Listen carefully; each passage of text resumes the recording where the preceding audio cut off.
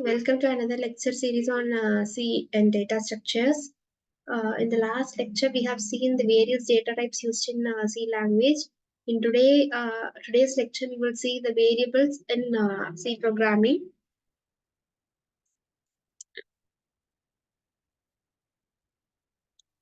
So, a variable in a programming language is a data name that may be used to store the value of the data. It may take different values at different times at the time of execution.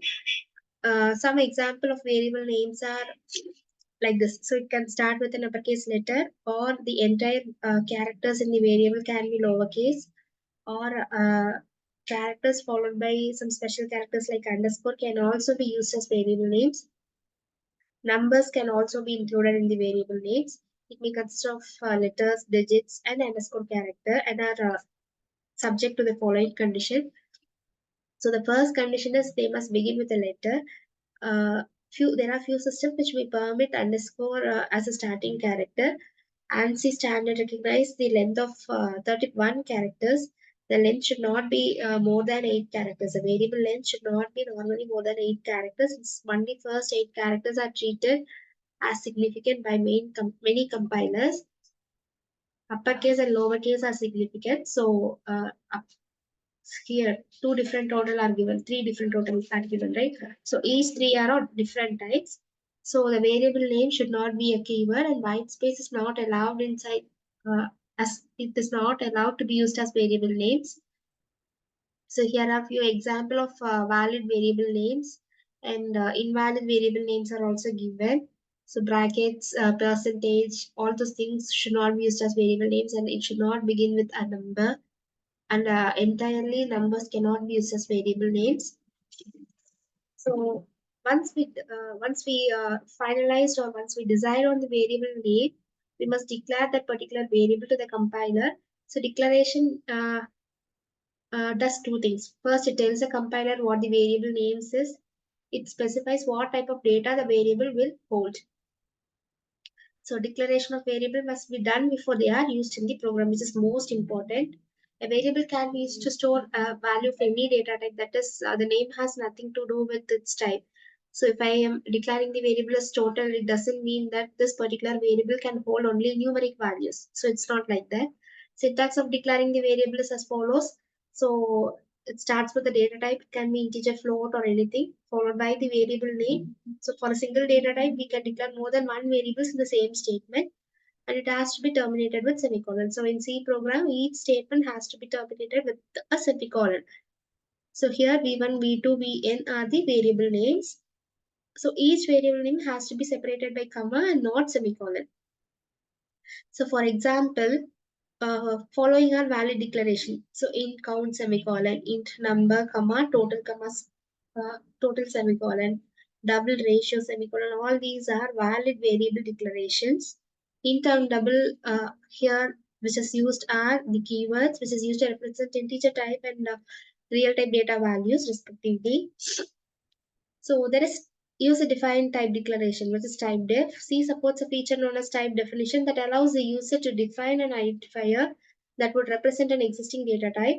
The user-defined data type identifier can later be used to declare the variables. It takes the general form type def, type of the variable, followed by the identifier name, where type refers to the existing data type and identifier refers to the new name given to the data type. Remember, the new name is new only in the name and not in the data type. So this is the syntax for defining user-defined variables. Type def, keyword, which is a keyword, followed by the type, which is integer, float, or anything, followed by the identifier. Some of the examples are type def int units. So here int is the type and unit is the identifier name. So which indicates unit holds integer type of values, and the next example, type def float marks. Marks symbolizes floating type of values. They can be later used to declare variables as follows: units, batch 1, batch 2.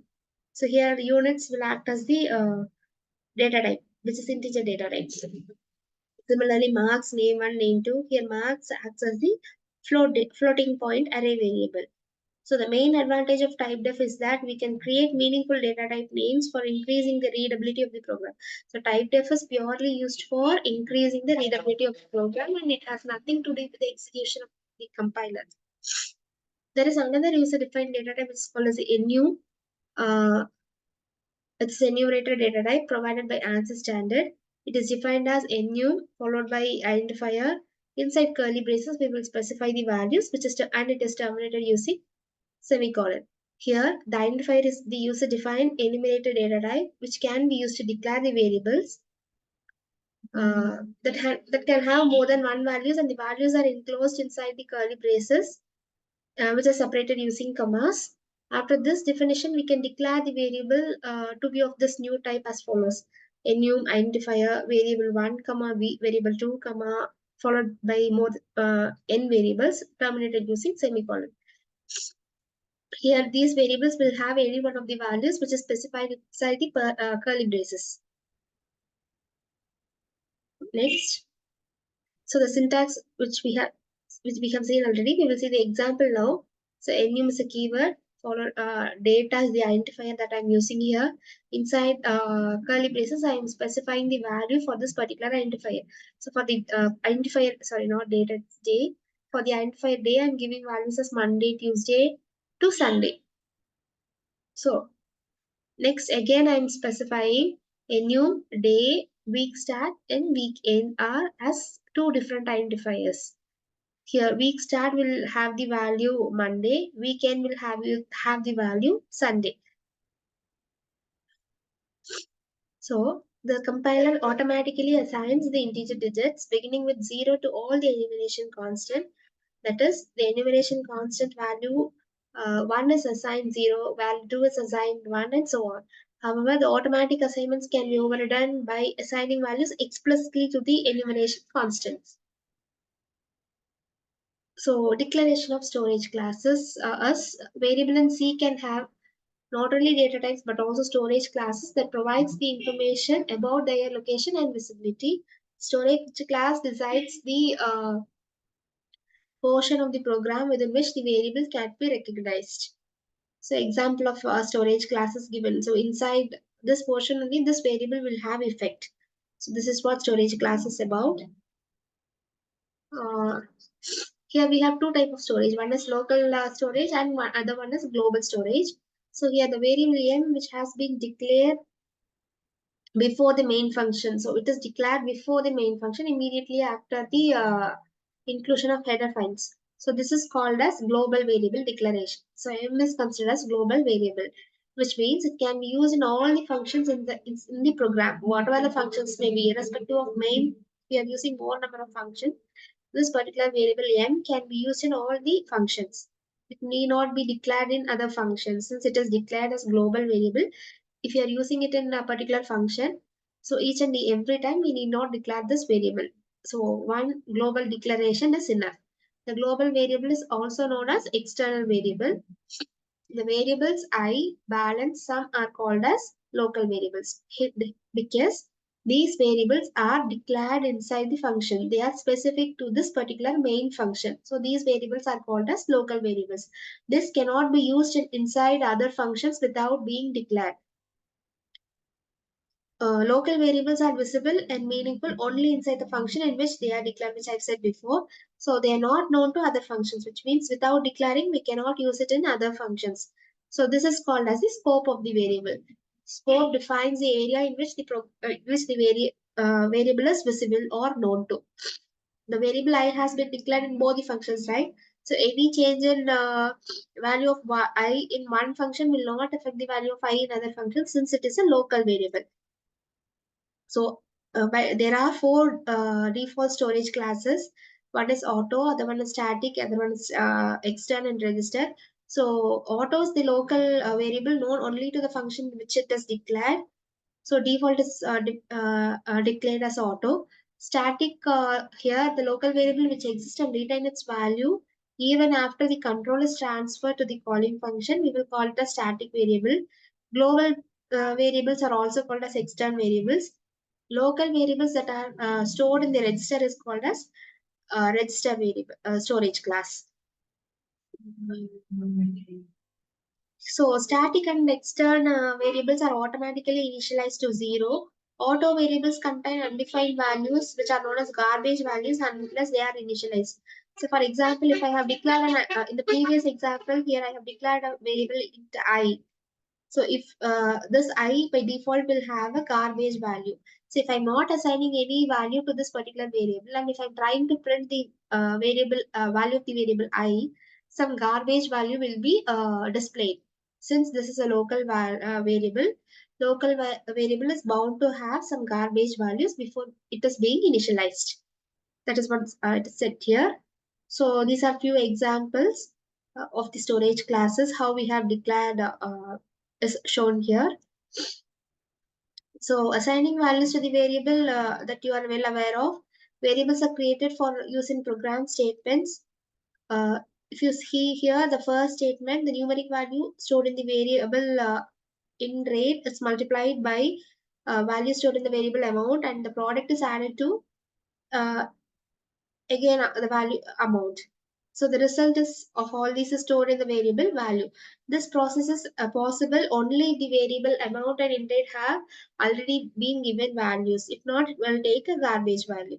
The variable value is called as the target variable. While all the variables are declared for their type, the variables that are used in expression must be assigned values before they are counted in the program.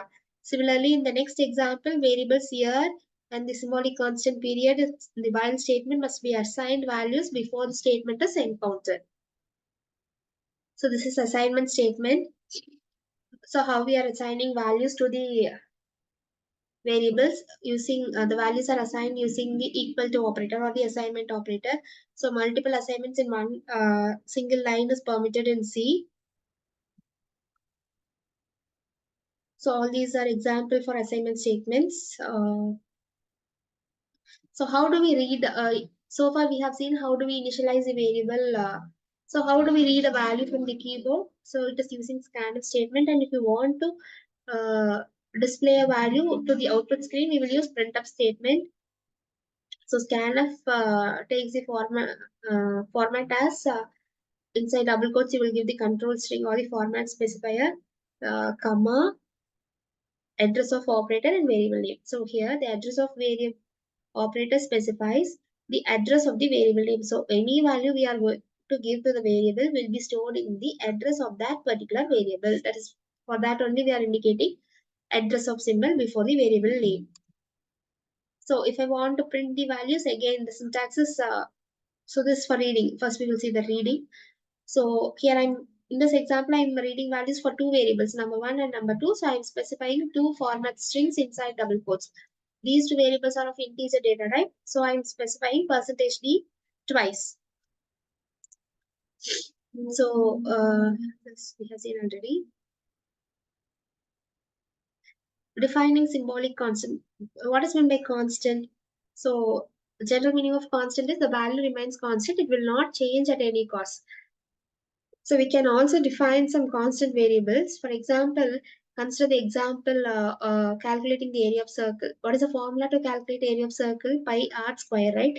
Here pi value is constant, whereas the value of r will change. So either I can use the 3.14 in place of pi, or I can also use pi as a variable. So if I want to use as pi as a variable, I should have assigned some value to it, which I should make it like I cannot change the value of that particular variable at any cost or at any place.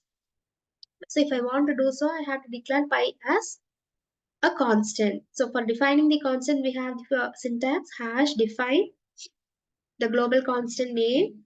So here I can give like in uppercase, follow. So you have to give it in uppercase followed by the value. So look at the fourth sentence hash define pi space 3.141519. So wherever in the program I'm using the variable pi, by default this will take the value 3.14. So even if I try to change the value for pi, I cannot. The compiler will show an error. So this is the syntax. You cannot give like hash define pi equal to 3.14. No. So no assignment operators are used and no semicolon should be given after this header file. So this is the syntax for defining global constants. So this we have seen before. That's all. So hope you like this lecture video. So the last class we have discussed the data types in C program. Today we have discussed variable in C program. Hope you understood both the topics in C. So in the next lecture we will meet with some other interesting topics. Thanks for watching.